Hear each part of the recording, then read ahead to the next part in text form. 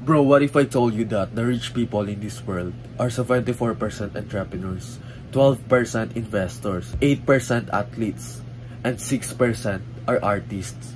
And this was the shocking part. 0% are fucking employees, right? So with that being said, you can't just work at the McDonald's or any 9-to-5 jobs and expect to be rich. Most of these people are their own bosses. So right now, bro, I want you to take the fucking action. Start that fucking business idea that you're planning to do. And you need to understand that it will be hard at first. Don't make a fucking excuse that you are suck at that part. You've been lying to yourself that you need to be better first before doing it. Like, come on, bro. You can just basically do it and improve it on the progress. You can see a fucking result if you are consistently doing it. So just lock in and start, bro. And don't fucking procrastinate, because procrastination is the assassination of your dreams. Right? So safety.